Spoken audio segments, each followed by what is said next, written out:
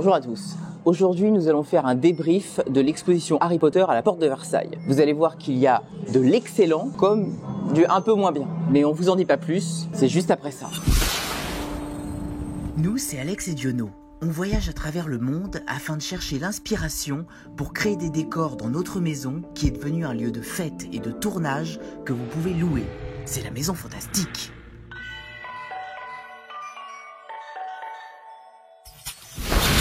Ce qui est bien avec Alex, c'est comme un phare. On peut pas le perdre.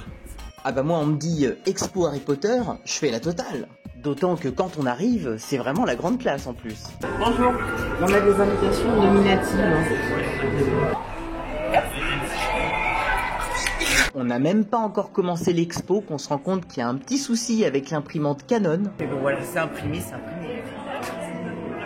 On a bien fait de partir ce matin, parce que là ça fait à peu près 1 heure qu'on passe les contrôles à l'aéroport. Ils sont en train de prendre notre nom, notre prénom, notre empreinte digitale. Ils nous ont pris en photo, ils nous ont pris de l'adresse mail, tout, il va falloir pisser dans un bocal. Je comprends pas où je suis, c'est une expo Harry Potter à la base. Heureusement, cela n'enlève rien au rêve éveillé que nous allons partager avec vous aujourd'hui. Éveillé, j'ai dit.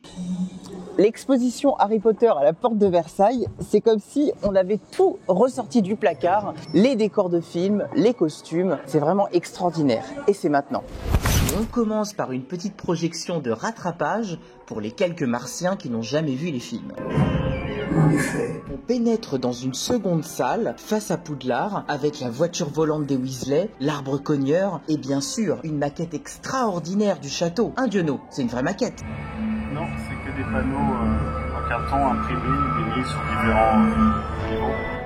Vous vous souvenez quand on a été dépouillé de nos noms, prénoms, groupes sanguins au début de l'expo? C'était pour mieux pouvoir nous afficher nominativement sur la carte du maraudeur. Et pas que. On s'est tous retrouvés sur les tableaux de la galerie des portraits et notre visage était animé. Vive l'intelligence artificielle. Nous slalomons au milieu de ces sublimes reproductions de décors et arrivons dans la partie réservée aux costumes des films.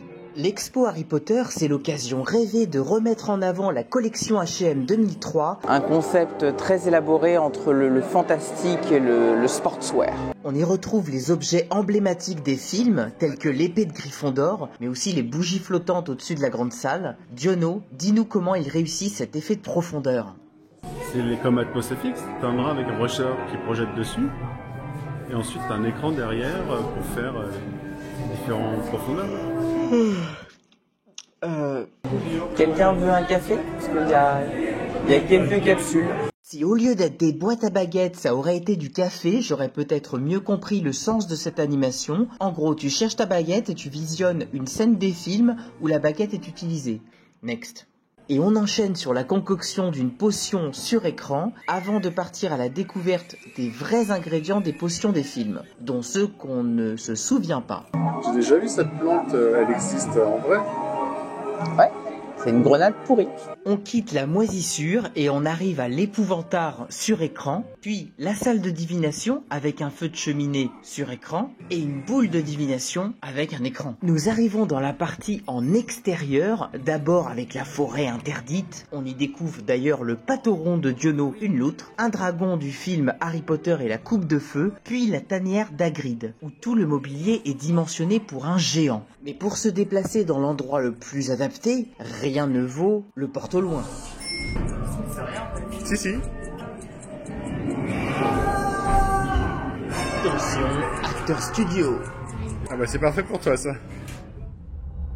Parfait pour la Maison Fantastique, car nous arrivons dans la partie la plus effrayante de l'exposition. C'est l'heure de s'armer de ses meilleurs Horcruxes et de sa cape couleur vomi de serpent pour un duel à la baguette façon 14 juillet. Mais que va-t-il se passer si ces deux puissants sorciers déchaînent leur pouvoir ?